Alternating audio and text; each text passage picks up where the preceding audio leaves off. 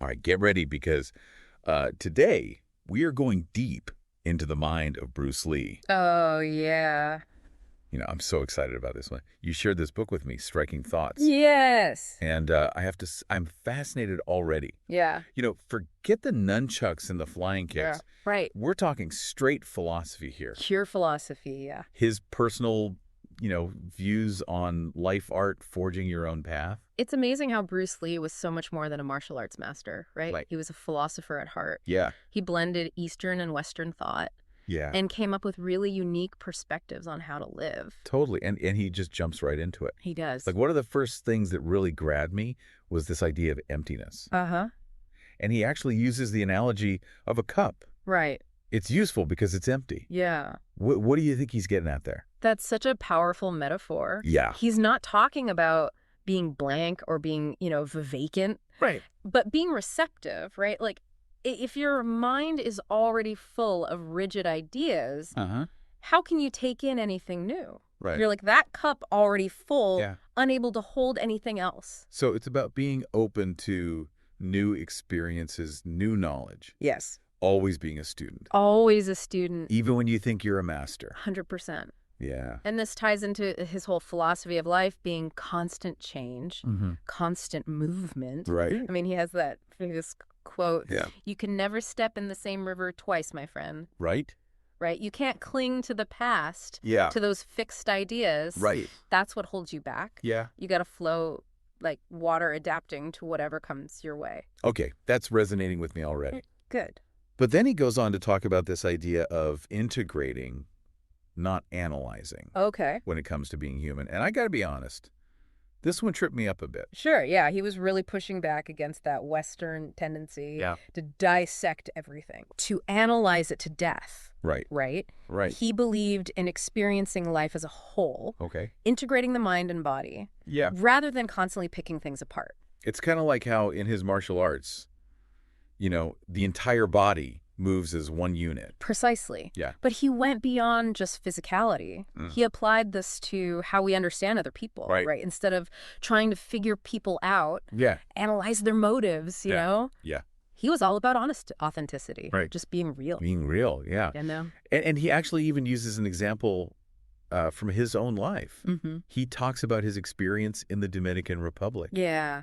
How he just appreciated the simplicity, the lack of pretense there. Absolutely talks about Yeah. how refreshing it was that Yeah. people were just being themselves Yeah. without all the masks and the posturing. the posturing. Yeah, all the sophisticated whatever. Right, exactly. And he contrasts that with bigger cities, kind of more, developed places.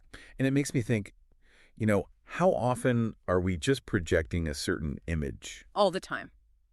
playing a certain role? Right. What if we just kind of embraced more of that Dominican spirit? No, love But that. being upfront and genuine. It's a challenge. It's a challenge, yeah. But he believed it was essential Yeah. for true connection and self-expression. So we've got emptiness, we've got integration, and then he throws this concept at us called wu-wei, Okay. which I've always heard translated as non-action. Right. But that sounds kind of passive. Yeah. Not really what you'd expect from Bruce Lee. Not at all, right? Right. It's definitely one of the more paradoxical ideas he explores. Yeah. But it's not about sitting around doing nothing. Right. It's more about aligning yourself with the natural flow of things rather than forcing things to happen through sheer willpower. Okay. I'm starting to get it. Yeah.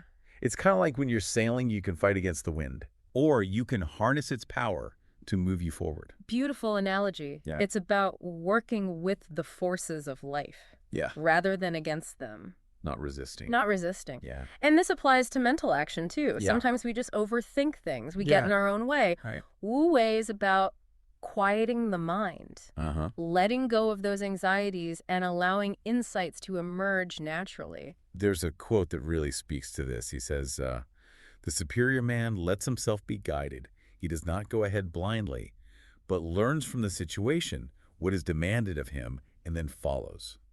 Love that quote. It's about responding to what's right in front of you. Yes. Instead of, clinging to some rigid plan. 100%. It's Yeah. about being present. Yeah. Adaptable, trusting that the right action will reveal itself at the right time. Which leads us to something else that you highlighted from the book. Okay. Lee's really strong stance against just blindly following traditions or methods. Yes. He really seemed to see those as limiting, He did. like traps that prevent us from reaching our full potential. He was wary of organized systems, Yeah. even those with good intentions, Uh-huh. because he saw how they could stifle individuality Yeah. and creativity. Yeah. He uses the great analogy. He compares it to how, like, unenlightened followers can turn truth into a tomb, Oh, yeah. burying the original insights of the founder. Yes. Like, you get so focused on preserving the system Right. that you lose the essence of it. The spirit of it's gone. Yeah. You're just clinging to the form. And that brings us to one of his most powerful metaphors, I think. Okay. The oak tree and the bamboo. Yes. The oak tree is mighty, yet it will be destroyed by a mighty wind. Because it resists the elements, the bamboo bends with the wind, and by bending, survives. Powerful imagery. Yeah, and it really makes you think, like, what are your oak tree beliefs? That's a great question. You know, the things that you're holding onto so tightly that they might just break you when life throws you a curveball? Yeah, what are you clinging to that's no longer serving you? Is it a career goal? Right. A relationship expectation that's causing more harm than good? It could be anything. Yeah. But Lee's point is that true strength comes from knowing when to bend, when to adapt, when to let go of those rigid ideas. So it's not weakness, it's resilience. Exactly. Adapting to the ever-changing circumstances of life. Like that bamboo swaying in the wind. So that takes us to Lee's thoughts on art and the artist, which I think might surprise some people. Okay. Because, he wasn't just about technical skill. No. He saw art as this deeply personal expression Yes. that went way beyond just technique. He talks about forgetting the mind, becoming one with the creative process. Yeah. Like a true artist Right. isn't separate from their art. And he was really passionate about filmmaking, as we know. He was. But he also had these warnings about glorifying violence in movies. Right. He didn't want to just, revel in that. It had to have a deeper meaning. He wanted art to express something deeper, something more human. Yeah. And his insights on acting, I thought, were fascinating. Okay. He really believed that true acting came from a place of deep self-understanding. Yes. And honesty. You can't embody a character Right. if you don't even know yourself. You got to know yourself first. Yeah. Yeah. And he saw life itself as a kind of performance. And he urged people to approach it with the same authenticity. Right. And intention, as a great actor, approaches a role. And there's a quote from Striking Thoughts that really sums this up, I think. Okay.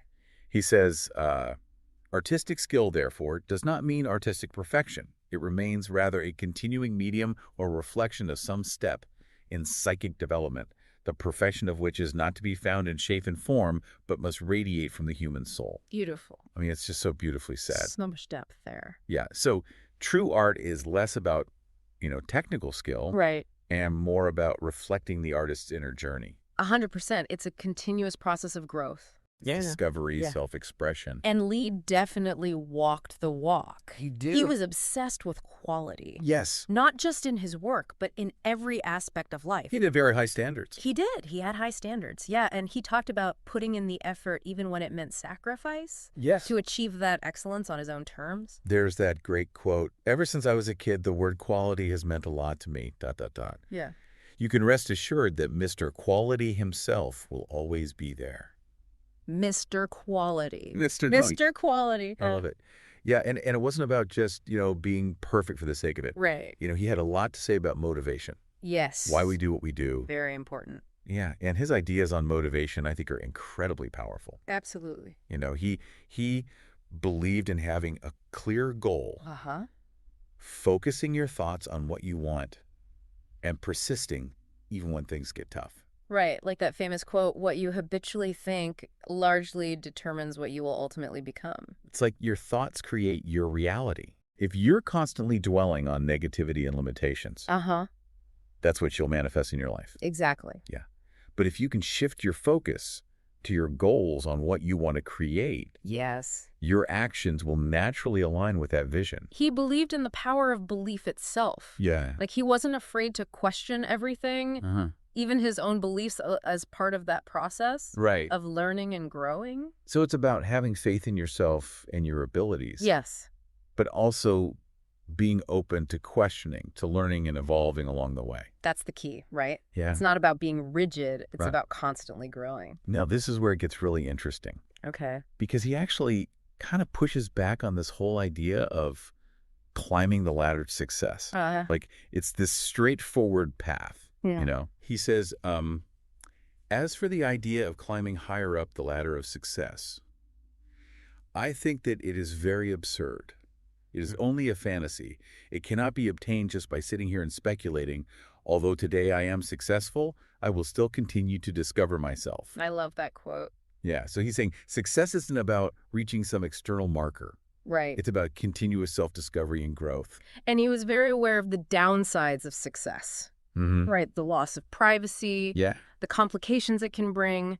Right, like just because you've reached some level of success doesn't mean you've arrived. Right, it's not the end goal. Right. It should be a byproduct of living a life of purpose, quality, and self-expression. So that brings us to another key theme in Lee's philosophy. Okay. This process of becoming self-actualization. This was at the heart of his journey to become the best version of himself. And he was all about self-reliance. Absolutely. Honest self-expression. He talks about finding your own needs and qualifications. Yeah. Not letting external validation dictate your worth. So not being driven by, what other people think. Exactly. Yeah, what other people expect of you. He was really critical of what he called secondhand artists. Oh, yeah. People who blindly follow others. Right. Without developing their own unique voice and vision. Right. So find your voice. Find your voice. Yeah. Express your own vision. And he even kind of makes a distinction between self-actualization and what he calls self-image actualization. Right.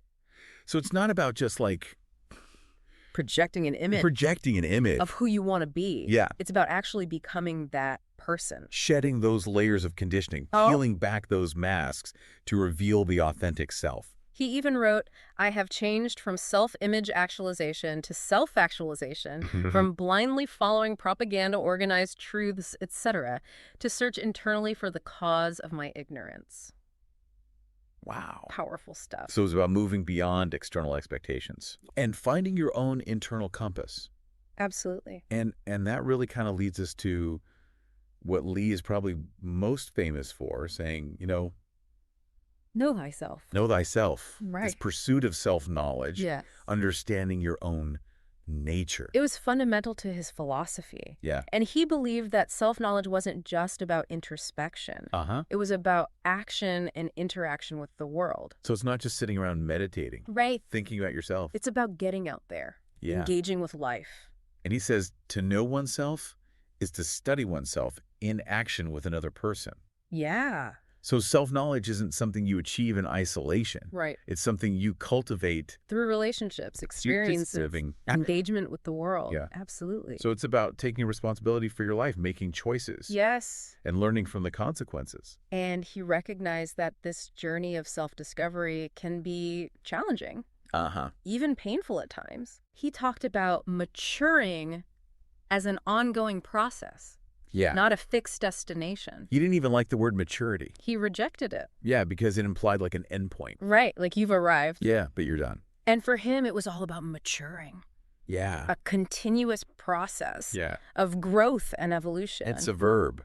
It is not a noun. That's right. Yeah. He saw life as this incredible opportunity for learning, exploration, and self-discovery. Yeah, and he encourages us to embrace it fully. Yes. Research your own experience. Absorb what is useful, reject what is useless, and add what is essentially your own. I love that. That's Bruce Lee. Yeah. In a nutshell right there. That's it. Yeah. Your own unique expression. So that brings us to the final section that we're going to cover in part 1. Okay. His thoughts on what he calls ultimate principles. Yes. Embracing totality and the Tao. And this is where he really starts to kind of delve into the deeper philosophical concepts. Yeah, the deeper stuff that underpins his whole approach to life. Yeah, the foundation of it all. And he seems to be particularly drawn to the concept of yin-yang. Absolutely. But not in the way that, it's often portrayed in the West. Right. Kind of this simplistic. Black and white. Black and white, good and bad. Right. He really challenges that. He does. He highlights their balance. Yes. And their interdependence. Their interconnectedness. Yeah, and he actually says you cannot use the word and.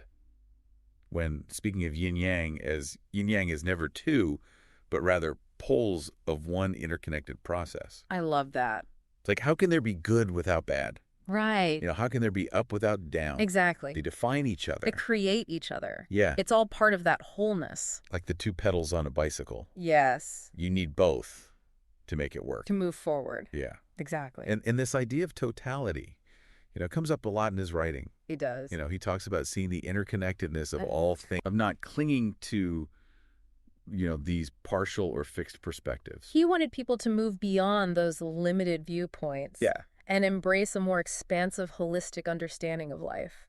He even says having the totality means capable of following with what is, because what is constantly moving and constantly changing. And if one is anchored down to one partialized view, one will not be able to follow the swift movement of what is. It's like you're trying to hold on to a fixed point Right. in a constantly changing universe. And it's impossible. You're going to get swept away. Yeah. You got to flow with it. So it's not just about understanding the concept of totality. Right. It's about embodying it. Living it. In your action. In your actions. You're thinking your way of being in the world. Your whole being. Yeah. That's the key. And this idea of totality actually kind of extends to how he views Eastern and Western cultures. Yeah. He saw them as interconnected and complementary rather than oppositional. He didn't see them as being at odds with each other. He famously said, Oriental culture and Occidental culture are not mutually exclusive, but mutually dependent. Neither would be remarkable if it were not for the existence of the other. That's such a refreshing perspective. It is. Especially in a world that often seems so divided. Right. Instead of focusing on the differences. Yeah. What if we look for the connections? What if we look for the common ground? Yeah. Yeah. The ways in which these seemingly opposing forces actually complement and enrich each other? That's the beauty of Lee's thinking. It is. He's always looking for that common ground, Yeah. an underlying unity that connects us all. He's a bridge builder. So we've covered a lot of ground here, from emptiness and integration to action and liberation, from art and achievement to the process of becoming and the ultimate principles of yin-yang and totality. We have. And, we've just scratched the surface of this book. Oh, yeah. I mean, Lee's writing is so rich with insight. It is. It could take a lifetime to unpack it all. It's a book you can return to again and again. And it's just amazing to me how someone, primarily known for his physical prowess, Yeah. could be such a profound thinker. I know. It's really inspiring. It is. It just goes to show that true strength comes from cultivating both the mind and the body. But before we wrap up part 1, Okay. I want to touch on one last point from the book. Okay. Lee's thoughts on the Tao, Yes. which seem to be a significant influence on his philosophy. Absolutely. Now, for those who might not be familiar, the Tao is a core concept in Taoism, Right. and it's often translated as the way or the path. Yeah. But it's much more than just, a set of rules or doctrines. It's not a dogma. It's not a dogma. It's a way of understanding Yeah. the interconnectedness and flow of the universe. Yeah. And Lee seemed to see the Tao as synonymous with truth itself. He did. He wrote, although no one word can substitute for its meaning, I have used the word truth for it. It's about experiencing Yeah. and embodying truth Yeah. in every moment. And to really understand the Tao, to really understand truth, Lee believed you had to go beyond intellectual concepts Yes. and experience it directly. He was critical of those who tried to define or explain the Tao Yeah. without actually living it. Right. He believed that true understanding came from a place of deep inner knowing, Yeah. of being in alignment with the natural flow of the universe. So it's not about, memorizing scriptures or following rituals. Right. It's about cultivating a way of being in the world Yes. that is aligned with truth, with the Tao. And for Lee, that meant living a life of authenticity, self-expression, continuous learning, and harmonious action.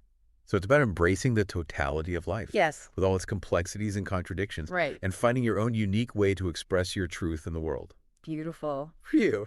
That was a lot. I need a moment to process all that. Yeah. I don't know about you, Oh, too. but I feel like we've been sparring with Bruce Lee's mind. We have. And this is just the beginning. There's so much more to explore. Yeah, we haven't even touched on his thoughts on death or education or love and marriage. Oh, fascinating topic. All of which he had, fascinating perspectives on. Yeah. So stay tuned for part 2, where we'll continue our deep dive into striking thoughts and uncover even more of Bruce Lee's unique wisdom.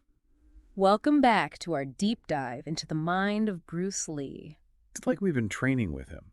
not just reading his thoughts. Right. Part one, we were talking about the Tao, Yes. how Lee saw it as truth, something you experience Uh-huh. more than just intellectualize. Live it. Yeah, live it. Embody it. But now I'm curious, how he tackled something that's both universal and deeply personal. Death. Yeah, death is a big one. Yeah, it is a big one. And it's interesting how he doesn't shy away from it.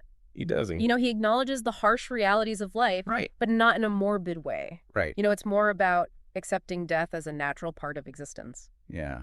And he even talks about the art of dying being the art of living. What do you make of that? He writes, "The more you die to the past, the more you live in the present. It's about letting go, shedding those attachments that keep you stuck." So what are you holding on to Right. that's keeping you stuck? Exactly. Yeah. Are you holding on to past regrets, old hurts? Right. Maybe those are the things you need to die to.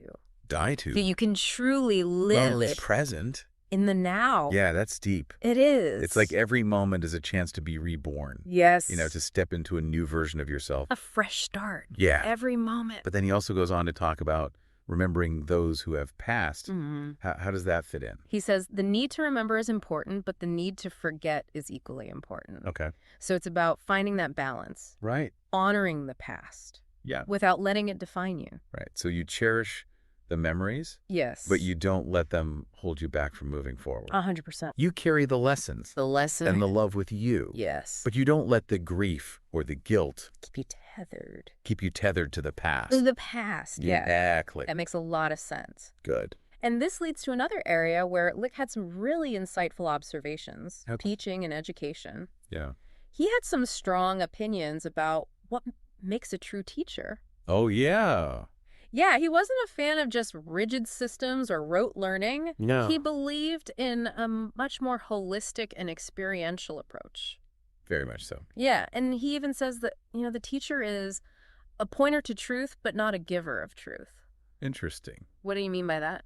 He saw the teacher's role as guiding students Uh-huh. to discover their own truth, Okay. their own potential. Right. It's not about force-feeding information. Right. It's about sparking curiosity, Yeah. encouraging exploration, Uh-huh. and helping students find their own path. It's like that saying, give a man a fish and you feed him for a day. Teach a man to fish and you feed him for a lifetime. Exactly. It's about empowerment, Empowerment. not dependence. And Lee believed this applied not just to martial arts, but to life itself. Absolutely. He even questioned, the emphasis on formal education Right. and standardized tests. Is that really the best way to measure learning? Right. He was saying, true learning happens Uh-huh. through direct experience. Through doing. Through doing, yeah, and personal exploration. He even admitted in the book, I barely made passing grades while attending the University of Washington. So he's not saying school is useless. Right. But maybe it's not the only path to knowledge. Exactly. It's more about how you absorb and apply what you learn, Mm-hmm. regardless of where you learn it. 100%, he wrote. It is not how much you have learned, but how much you have absorbed in what you have learned. The best techniques are the simple ones executed right. So the simple ones executed right. That's the key. It's the key. Right. It's not about complexity. Right. It's about mastery. And think about it, in your own life. Uh-huh. What are the skills or the lessons that you've truly mastered? Good question. I bet it's the ones you've actually used. Right. The ones you've integrated. Embodied. Embodied, yeah, into your way of being. Not just something you read in a book or Right. heard in a lecture. It makes you wonder, right? It does. What if we approached all learning that way? What if, Not just accumulating knowledge, but actually embodying it, but embodying it, living it. living it. That was Lee's vision. Yeah, To move beyond rote memorization right. and cultivate self-awareness, critical thinking, and the ability to learn and adapt. To be lifelong learners. Lifelong learners. Yeah. That's what he was all about. And that's a perfect segue, I think, Okay. into another area where Lee had some surprising insights. Okay. Love and marriage. Oh, yeah. He had some interesting things to say about that. Yeah, he did. And he actually said this. Courtship is not always the proper prelude to marriage. Wow. That's pretty bold. That's pretty bold. For the time. Yeah. And even for today. What he was saying is courtship can be deceiving, Mm-hmm. You're putting your best foot forward. Put your best foot forward. Right. You're trying to impress. You're not showing your true self fully. Right. You're on your best behavior. Yeah, exactly. You're not showing your shadow side. He even suggests that, college is a good place to find a partner Really? because you see how they handle responsibility. That's interesting. Yeah, so it's like You see them under pressure. you see them under pressure. Right. How do they handle deadlines? How do they handle deadlines? Stress. Yeah. Do they do their laundry? Exactly. Yeah, exactly. Do they step up? The real tests. Yeah, the real tests, right? He believed that observing how someone approaches challenges Uh-huh. reveals their true character. So it's not just about the butterflies and the grand gestures. It's about how they navigate the everyday stuff. And everyday stuff. The ups and downs of life. And when it comes to love itself, Yeah. Lee was all about honesty and authenticity. He was. He writes, frankness and truthfulness to myself and to the one I love, truthful between two as one. Wow. So no games, no masks, just being real. That's powerful. That takes a lot of courage It does. to be that vulnerable. It does. Yeah. But Lee believed it was the foundation of a strong and lasting connection. And he had some beautiful things to say about love in general. Love is never lost. If not reciprocated, it will flow back and soften and purify the heart. That's beautiful. I mean, it's just such a compassionate perspective. It is. It's not about possessing or controlling, but about letting love flow freely. Letting go with attachment. Even if it's not returned in the way that you might expect. Exactly. Just letting it be. Letting it be. What it is. And he emphasizes, choosing your partner wisely. Yes. He says, I'm not one of those who do not believe in love at first sight, but I believe in taking a second look. Okay. Right. So be open to love, but also be discerning. Be wise. Make sure the person aligns with your values. Oh, values. And supports your growth. Absolutely. Yeah. So what about marriage itself? Okay. How did Lee view that? He believed in a partnership of equals. Equals, yeah. He famously said, my wife and I aren't one and one. We are two halves that make a whole. Two halves fitted together are more efficient than either half would ever be alone. It's not about losing yourself in the relationship. Right. It's about enhancing each other's strengths. Yes. And supporting each other's growth. Becoming more than the sum of your parts. I love that. Me too. It's so beautiful. And he talks about, approaching marriage with a sense of calmness and objectivity. He really seemed to admire his wife's, unconditional love and support. And he believed that this kind of attitude was essential for a healthy and lasting marriage. That makes sense. He seems to have found a true partner in his wife. He did. Someone who allowed him to be himself. To be his authentic self. Yeah, and supported him on his journey in self-discovery. It sounds like their relationship was a source of strength. Yeah. And inspiration. Yeah, it does sound that way. For both of them. But what about their kids? Okay. Did he ever talk about parenting? He did. He did. He believed in instilling strong moral values, encouraging his children to develop their full potential as individuals, guiding them toward a path of purpose and meaning, while giving them the freedom to find their own way. So it's about guidance. Guidance, not control. Guidance, not control, yeah. And he even had strong opinions about discipline. Really? Like, never strike a child. Advocating for a more understanding approach. So it's like his philosophy of self-cultivation and self-expression. Extended to his parenting. Yeah. He wanted his kids to be strong, independent, compassionate people. Yes. Capable of making their own choices. Right. And contributing to the world in a positive way. It all comes back to personal liberation. Right. Breaking free from those limiting beliefs and conditioning to become the best version of yourself. And that journey, it's about so much more than just success or money. Right. It's about living a life of purpose. Yes. Integrity and self-expression. Absolutely. And it's about finding your truth and living it fully. That's the key. Yeah. And he didn't sugarcoat the challenges. Right. Right? He talked about the importance of self-reliance, of facing your fears. Right. The inevitability of setbacks. It's not going to be easy. It's not. Yeah. But the rewards are worth it. And he talks about, researching your own experience, absorbing what's useful, rejecting what's not. It's an ongoing process of learning, adapting, refining your approach. And he lived that way. He did. Constantly pushing his limits. Exploring new ideas. Evolving his approach to martial arts filmmaking life itself. He was a true innovator. And his message continues to resonate with people, all these years later It does. because it's timeless. It is. It's about the human experience. It's about the fundamentals of what it means to be alive. And it leaves us with some important questions Okay. to ponder. What are they? How can you apply these ideas to your life? Good question. What are those fixed patterns holding you back? What needs to change? What needs to change?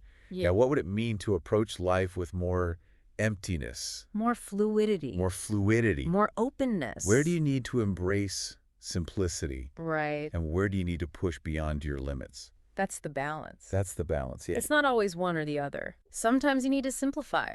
Yeah. Sometimes you need to push. And ultimately, what is your truth? Yes. And how are you expressing it in the world? That's the big one. That is the big one. That's what it's all about. Wow.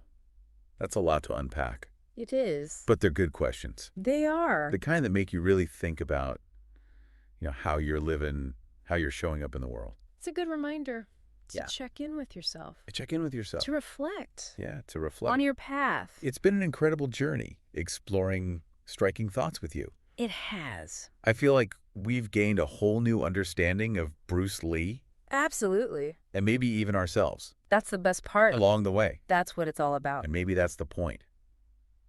Maybe. To use Lee's wisdom as a springboard for our own journeys of self-discovery Yeah. and personal Do it liberation our own way. to find our own way. Yeah. As he encouraged us to do. And that's going to do it for part 2 of our deep dive into striking thoughts. Okay. Stay tuned for part 3, where we'll wrap it all up. Back again for the final round of our Bruce Lee deep dive. Round 3. 2 parts in, and my mind is buzzing Yeah. with all this wisdom from striking thoughts. It's a lot to take in. It is. It's Yeah. powerful stuff. One of the things that really struck me in this last section was his emphasis on simplicity. Okay. You think a martial arts master would be Yeah. all about complex techniques. I had all the fancy moves. But he actually says the life of perfection is the simple life. What is he getting at there? Yeah, it's paradoxical, isn't it? It is, yeah. But he goes on to say that a simple life is one of plainness, in which profit is discarded, cleverness, abandoned selfishness eliminated, and desires reduced. So it's not about living this bare bones existence. Right. It's more about focusing on what truly matters. Yes. Cutting through the noise. Cutting through the clutter. Yeah, getting to the essence of things. Exactly. Simplifying your life so you can focus on what's important. And he connects this to a natural way of being. He does. Simplicity is the natural way. Forget your artificiality, your pose, your techniques. Be naturally yourself. Yeah, just be yourself. Be yourself. It's about stripping away those layers Yeah. of pretense. So who are you? Right. At your core. At your core. Without all the masks and the pretenses. Exactly. The roles we play. What would it look like to express that more fully? That's the challenge. That is the challenge. And that kind of openness, that fluidity. Yeah, It takes courage. it does. It's scary It is. to abandon the familiar, even if it's not working for you anymore. Yeah, we get attached to our comfort zones, We do. even when they're no longer serving us. But Lee saw that, comfort and complacency As traps as traps. that keep us from growing. So true growth happens When you challenge yourself. when you push past those limitations. What are you afraid of? What are you afraid of? What are you holding back from? Yeah. What have you always wanted to do? Maybe that's where the real adventure lies. So to really evolve, to become, the best version of yourself, You got to embrace some discomfort. you get uncomfortable. And uncomfortable, yeah. Step outside that comfort zone. It's easier said than done. Oh, it's so much easier said than done. But Lee reminds us that the journey itself yeah, is part of the reward. not just about reaching the destination, Right. but who you become along the way. Exactly. And this brings up, I think, another key theme in his writing. Okay. Trusting the process. Trusting the process. Even when things get messy. Even when it's hard. Yeah, aligning yourself with something bigger than yourself. Aligning with the universal rhythm. The universal rhythm. Yeah. But how do you do that? Right. That's the big question. How do you find your place? In the flow. In that flow, yeah, in that universal rhythm. I think it starts with self-awareness. Paying attention to your thoughts, your emotions, your actions. So where are you resisting the flow? Or are you resisting? Yeah, where are you trying to force things? Trying to control. Yeah. Instead of allowing them to unfold naturally. And then it's about, harnessing the power of intention, Yes. right? Focusing your energy and attention on what you want to create. So it's not just passively going with the flow. Right. It's consciously choosing the direction. You're co-creating with the universe. Yeah. It's a practice. It is. It's a way of life. And it's not always easy. It's not. But as Lee reminds us, I am improving and making new discoveries every day. If you don't, you are already crystallized, and that's it. So you got to keep moving. You got to keep evolving. Keep learning. Keep growing. And he lived that way. He did. Constantly pushing his own limits. Exploring new ideas. Evolving his approach to martial arts filmmaking. Life itself. Life itself, yeah. He was a true innovator. I mean, his message continues to resonate with people all these years later. It does. Because it's timeless. It is. It's about the human experience. The fundamentals of what it means to be alive. So it's been an incredible journey exploring striking thoughts with you. It really has. I feel like we've gained a whole new understanding of Bruce Lee. Absolutely. And maybe even ourselves along the way. And maybe that's the point. Maybe that is the point. To use Lee's wisdom as a springboard for our own journeys of self-discovery. And personal liberation. To find our own way. To find our own way. As he encouraged us to do. Well, that's going to do it for our deep dive into the mind of Bruce Lee. It's been a pleasure. Thanks for joining me. And until next time, keep diving.